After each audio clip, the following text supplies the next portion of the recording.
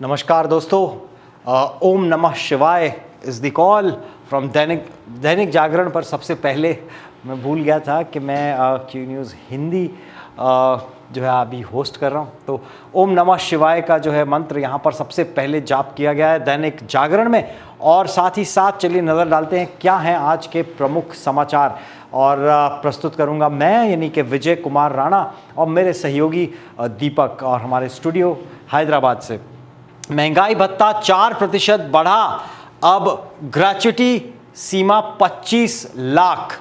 और कैबिनेट के फैसले जो लिए गए जो कि होंगे लागू 1 जनवरी से। तो ये एक खबर जो आई है बहुत महत्वपूर्ण खबर, जो भी पेंशन धारक हैं या फिर सरकारी महकमे में जो काम करते हैं उनके लिए 49.18 लाख केंद्रीय कर्मियों और 67.95 लाख पेंशन भोगियों को मिलेगा लाभ।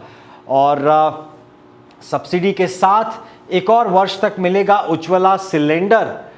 लोकसभा चुनाव और होली से पहले सरकार ने केंद्रीय कर्मचारियों के महंगाई भत्ते, आवासीय भत्ते और ग्रेच्युटी में बढ़ोतरी कर दी है। गुरुवार को प्रधानमंत्री नरेंद्र मोदी की अध्यक्षता में हुई कैबिनेट कमेटी की बैठक में सरकार ने महंगाई भत्ते में 4% की वृद्धि का फैसला किया। यह फैसला इस वर्ष 1 जनवरी से मान्य होगा। इसके साथ ही कैबिनेट ने देश के 10 करोड़ से ज्यादा गरीब परिवारों को सब्सिडी पर रसोई गैस सिलेंडर देने की पीएम उज्ज्वला योजना की अवधि 1 वर्ष के लिए और बढ़ा दी है। सो बहुत बहुत मुबारक हो सभी को, 1 वर्ष तक और ये सब्सिडी जो है वो आपको प्रदान की जाएगी। महंगाई भत्ते में वृद्धि से 49.18 लाख केंद्रीय कर्मचारियों और 67.95 लाख पेंशन भोगियों को लाभ मिलेगा। इस बढ़ोतरी से महंगाई भत्ता मूल वेतन का 50% हो जाएगा और इससे केंद्रीय कर्मचारी को मिलने वाले आवासीय भत्ते व ग्रेच्युटी में भी बढ़ोतरी हो जाएगी। विभिन्न वर्गों को उनके वेतन के मुताबिक इसका लाभ प्राप्त होगा। इस फैसले की जानकारी देते हुए वाणिज्य एवं उद्योग मंत्री पीयूष गोयल ने बताया कि केंद्रीय कर्मचारियों की ग्रेच्युटी सीमा अब 20 लाख से बढ़कर 25 लाख हो जाएगी। अभी ग्रेच्युटी की अधिकतम सीमा 20 लाख है। उन्होंने बताया कि महंगाई भत्ते में 4% वृद्धि से सरकार पर सालाना 12,866.72 करोड़ रुपए का वित्तीय भार आएगा। लेकिन अन्य विभिन्न प्रकार के भत्तों में होने वाली बढ़ोतरी से इस वर्ष जनवरी से अगले फरवरी के बीच केंद्रीय कर्मचारियों को 9,400 करोड़ रुपए का लाभ अलग से मिलेगा। गोयल ने यह भी बताया कि उज्ज्वला योजना अब 31 मार्च 2025 तक जारी रहेगी। अगले 1 वर्ष के दौरान योजना के तहत आने वाले परिवारों को 12 एलपीजी सिलेंडर 300 रुपए प्रति सिलेंडर की सब्सिडी के साथ मिलेंगे। और वर्ष 2016 में लागू की गई पीएम उज्ज्वला योजना की अवधि मार्च 2024 में समाप्त हो रही थी, जो कि अब बढ़ाकर 2025 तक कर दी गई है। उज्ज्वला योजना को 1 वर्ष बढ़ाने के लिए सरकार 12,000 करोड़ रुपए का प्रावधान करेगी और योजना के तहत सभी 10.27 करोड़ लाभार्थी हैं। इन सभी को अब 603 रुपए में 14.2 किलोग्राम का सिलेंडर उपलब्ध होगा। उज्ज्वला योजना की पिछले कुछ चुनावों में अहम भूमिका रही है और सत्ताधारी दल को इसका फायदा मिला था। इस योजना के तहत जितने भी आवेदन आए हैं उन सभी को गैस कनेक्शन दिया जा चुका है। इससे करोड़ों महिलाओं के जीवन स्तर पर सकारात्मक असर पड़ा है, क्योंकि अब उन्हें लकड़ी या उपले जलाकर खाना पकाने से निजात मिल गई है। इसका असर उनके स्वास्थ्य पर भी पड़ा है, इसका पॉजिटिव असर यानी कि तो इसका असर उनके स्वास्थ्य पर भी पड़ा है। और भारत अपनी ज़रूरत की 60% एलपीजी आयात करता है। अक्टूबर 2022 में केंद्र ने एलपीजी सब्सिडी की राशि 200 रुपए से बढ़ाकर 300 रुपए करने का फैसला किया था। सरकारी आंकड़े बताते हैं कि उज्ज्वला योजना के लाभार्थियों ने वर्ष 2023-24 में औसतन 3.87 सिलेंडर का इस्तेमाल किया है। और साथ ही साथ एक खबर आती हुई डिफेंस के सौजन्य से कि नई दिल्ली में ये कहा गया है कि आईएनए की सौजन्य से सुरक्षा मामलों की कैबिनेट समिति ने 5वीं पीढ़ी के स्टेल्थ अत्याधुनिक माध्यम युद्धक विमान के डिज़ाइन एवं विकास परियोजना को मंजूरी प्रदान कर दी है। सारी दुनिया, यहाँ पर अमेरिका जैसे देश अगर आप लें तो स्टेल्थ टेक्नोलॉजी, यानी कि जो आपके रेडार नहीं पकड़ सकते, आपका जो विमान है वो इस गति से जाएगा। 5th जनरेशन वॉरफेयर और 5th जनरेशन जेट्स कहते हैं इनको, तो वो जो है उनको विकसित करने के लिए मंजूरी जो है वो प्रदान कर दी गई है। और इसके लिए 8,000 करोड़ की लागत जो है वो होगी और 34 ध्रुव हेलीकॉप्टरों की खरीद की भी मंजूरी दे दी गई है, जिसमें से 25 थल सेना को दिए जाएंगे और नौसेना तटरक्षक बल को मिलेंगे बाकी, और 9 भारतीय तटरक्षक बल को मिलेंगे। इसका निर्माण HAL में किया जाएगा और सूत्रों ने बताया कि 15,000 करोड़ रुपए के AMCA प्रोजेक्ट परियोजना के तहत रक्षा अनुसंधान एवं विकास संगठन DRDO की वैमानिक विकास एजेंसी विभाग निजी व सार्वजनिक क्षेत्र की एजेंसियों के साथ साझेदारी करके स्टेल्थ, जो रेडार की पकड़ में ना आए, युद्धक विमान एवं उनकी तकनीक का विकास करेगी। 5 वर्षों में लगभग 5 प्रोटोटाइप्स का निर्माण किया जाएगा। इनका निर्माण सार्वजनिक क्षेत्र की कंपनी हिंदुस्तान एरोनॉटिक्स लिमिटेड करेगी समेत उद्योग जगत करेगा।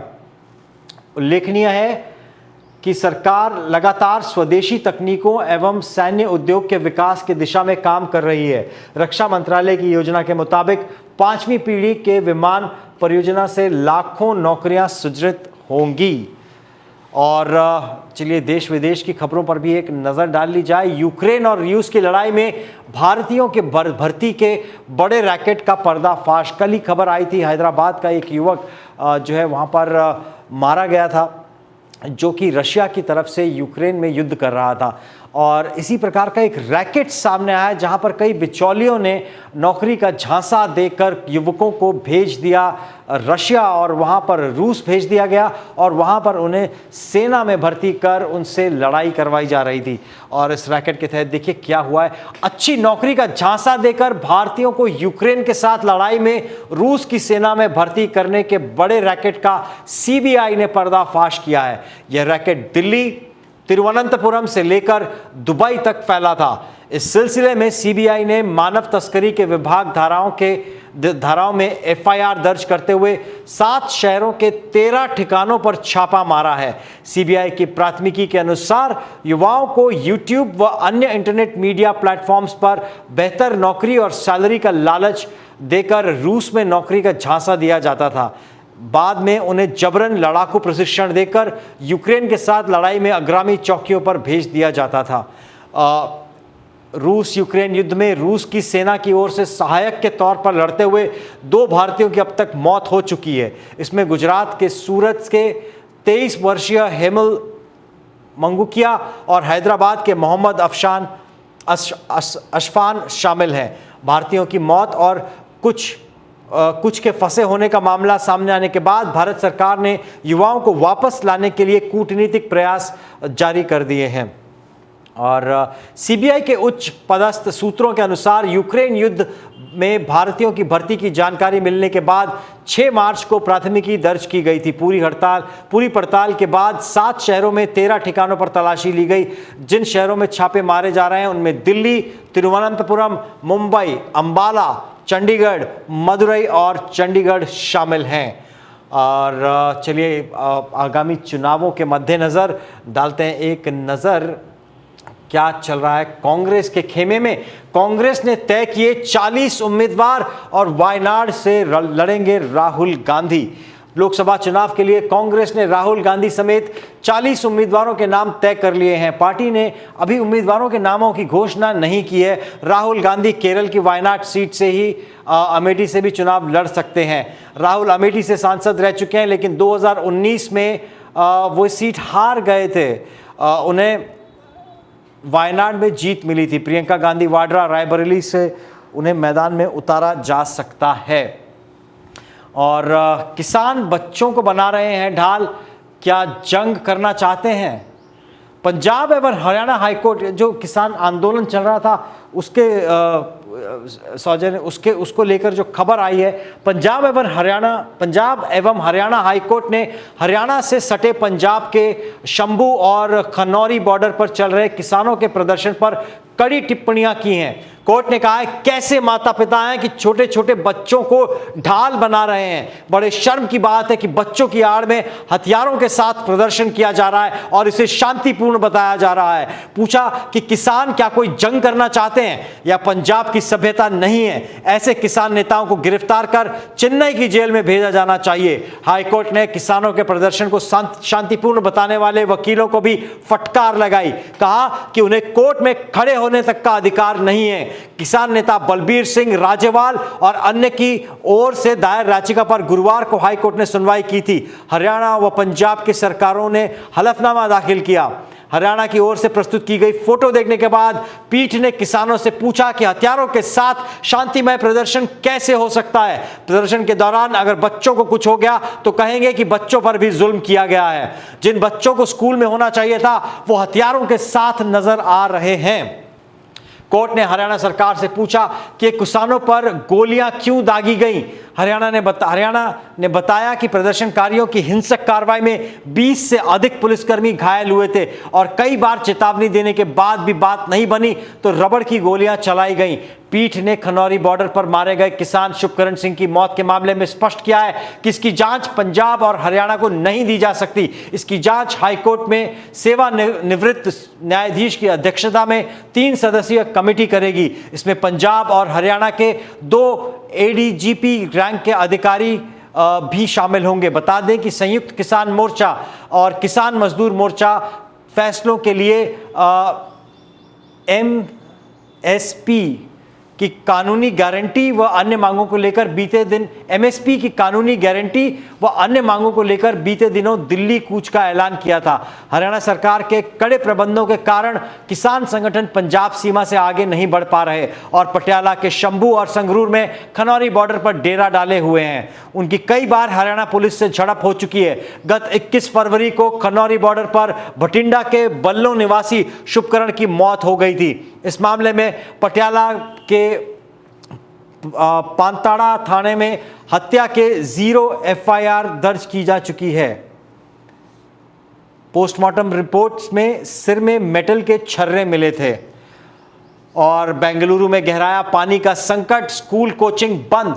कर्नाटका की राजधानी बेंगलुरु में मार्च की शुरुआत में ही पानी का संकट गहरा गया है। लोग पानी की बूंद बूंद को परेशान हैं। शहर की सड़कों पर पानी के टैंकर दौड़ते नजर आ रहे हैं। मुश्किल हालातों में स्कूलों को बंद कर दिया गया और कोचिंग सेंटरों ने भी छात्रों को वर्चुअली कक्षाएं लेने को कहा है। मुख्यमंत्री सिद्धारमैया के आवास में भी टैंकरों से पानी की आपूर्ति की जा रही है। भारत युद्धपोत ने आदान की खाड़ी में 21 सदस्यों को बचाया। अदन की खाड़ी में हूती विद्रोहियों के मिसाइल हमले का शिकार बने बारबाडोस के ध्वज लगे मालवाहक जहाज के 21 चालक दल सदस्यों को आईएनएस कोलकाता ने बचाया है।